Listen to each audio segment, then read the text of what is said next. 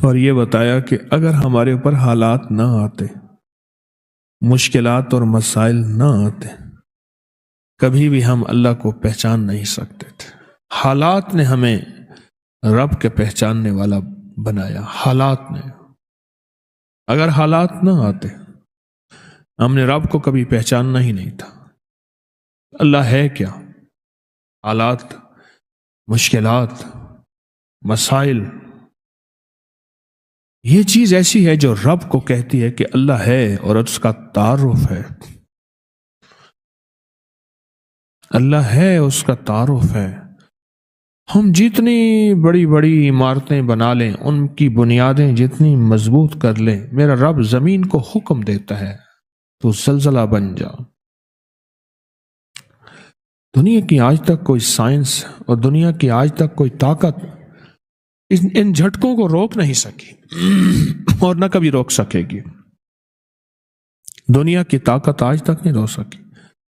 اللہ کا امر ہے، اللہ اپنی طاقت دکھاتا ہے، اللہ اپنی قوت دکھاتا ہے۔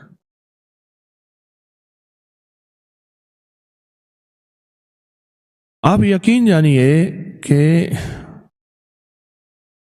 اللہ کی صفاتی نام میں ڈوب کے دیکھیں تو صحیح، اور اللہ کے صفاتی نام کے اندر گہرائی میں جائیں تو صحیح کہ صفاتی ناموں کو ہے کیا ان کے اندر طاقت اور ان کے اندر قوت کیا ہے۔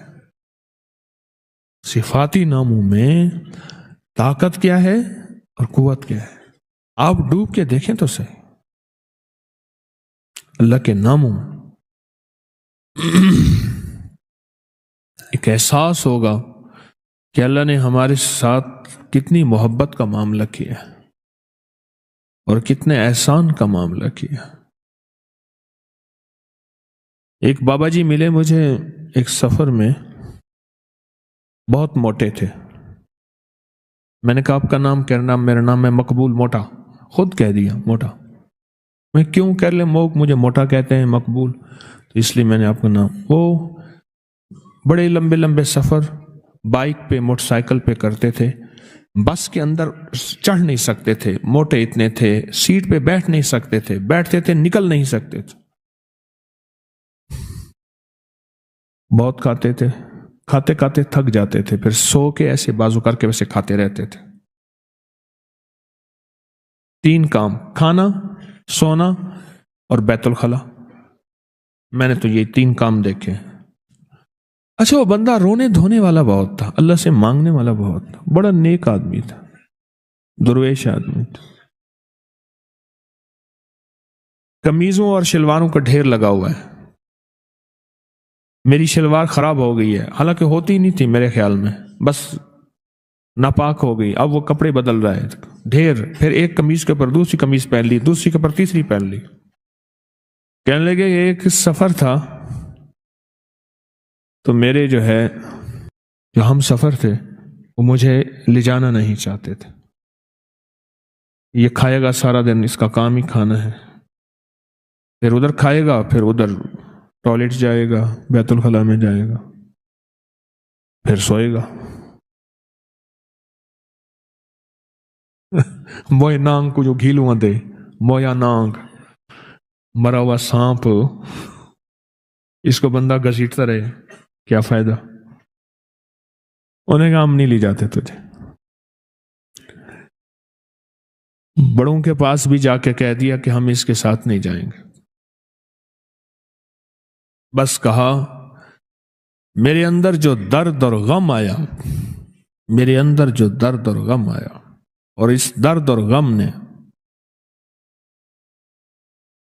میں نے اس سے کہا، مجھے کہنے لگے میں نے یا قہارو پڑھا، رات کو بیٹھ گیا۔ میں نے کہا کیسے پڑھا؟ پھر انہوں نے مجھے بیٹھ کے ویسے پڑھ کے دکھایا، یا قہارو یا قہار، ایسے جذبے کے ساتھ کہ کوئی نہ مجھ کو یاد رہے، اور تجھ پہ سب گھر بار لٹا دوں، خانہ دل آباد رہے، اور نظر سے اپنی سب کو گرا دوں، فقط تجھ سے فریاد رہے۔ ایسے درد سے پڑھا، ایسے غم سے پڑھا، پتہ نہیں کتنے سینکڑوں اور کتنے ہزاروں دفعہ پڑھا۔ اور کتنی دفعہ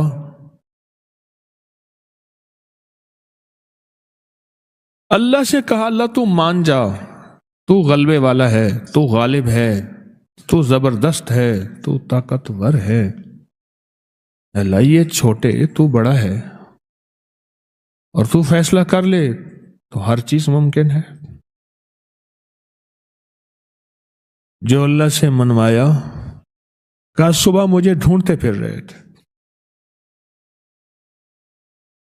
صبح مجھے ڈھونڈتے پھر رہے تھے،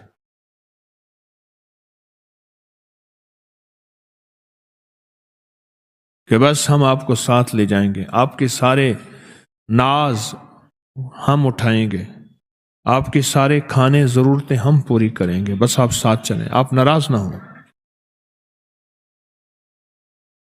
اس نے عرشوں سے فیصلہ کروایا، اور اللہ کے غلبے کو اور اللہ کی طاقت کو اور اللہ کی قوت کو عرشوں سے اتروایا لفظ یا قہاروں کے ذریعے۔ اللہ کے صفاتی نام یا قہاروں کی طاقت کے ذریعے عرشوں سے نظام اتروایا۔ حضرت مرزا مظہر جانے جانا رحمت اللہ علیہ نے ایک دفعہ اللہ جل شانہ سے عرض کیا کہ یا اللہ تھوڑی سی آزمائشیں دیں، اتنی دینا جتنی میں سہ سکوں، کہ آزمائشوں میں جو روحانی منزلیں طے ہوتی ہیں وہ آسائشوں میں نہیں ہوتی۔ آسائشیں کہتے ہیں سہولتیں، آسائشیں کہتے ہیں سہولت، اللہ وہ آسائشوں میں نہیں ہوتی۔ یا اللہ کوئی آزمائش دے، آواز آئی میرے بندے آزمائش نہیں سہ سکے گا، اب اگر آزمائش مانگی ہے تو تجھے آزمائش دیتا ہوں۔ اللہ نے بیوی کی شکل میں آزمائش دے دی، ساری عمر اس اللہ کی بندی نے بے عزت کیا اور پریشان کیا، ساری عمر، اور یہ صبر کرتے رہے۔ شیخ ابوالحسن خرقانی رحمت اللہ علیہ محمود غزنوی کے مرشد، سلطان محمود غزنوی کے مرشد، ان کے گھر میں ایک بندہ گیا حضرت کے ملنے کے لیے، دروازہ کٹکھٹایا، اندر سے بیوی نے کہا کون حضرت؟ تیری بھی ایسی کی تیسی، تیری حضرت کی بھی ایسی کی تیسی، پتہ نہیں کیا کچھ کہا، پتہ نہیں کیا کچھ کہا۔ وہ کہنے لگا کہ ان کی تبلیغ گھر میں تو چلنے سے کی، مجھ پہ کیا چلے گی؟ گھر میں بیوی پہ تو چل نہیں سکی، ان کی تبلیغ مجھ پہ کیا چلے گی؟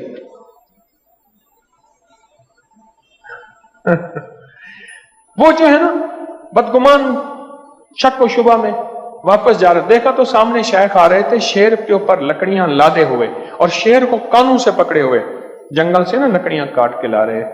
تو اس نے اشارہ کیا، ٹھہر گئے۔ انہوں نے کہا ایک وہ شیر نہیں ہے، ایک یہ شیر ہے، یہ کیا منظر ہے؟ وہ شیر نہیں میں نے کہا ہے، اس نے نہیں کہا۔ انہوں نے کہا سرکار ایک وہ شیر نہیں ہے، ایک یہ شیر ہے، یہ منظر کیا ہے؟ فرمایا اسی کے برداشت پہ یہ ولایت ملی ہے، اللہ نے مسلط کر دی میرے اوپر۔ ایک درویش تھے حکیم الامت کہتے تھے، وہ کہتے تھے درویشوں کی بیویاں 1.5 خصم ہوتی ہیں، 1.5 خصم، خصم کہتے ہیں شوہر کو، ایک شوہر اور دوسرا آدھا اور۔ درویشوں کی بیویاں کیا ہوتی ہیں؟ 1.5 خصم ہوتی ہیں۔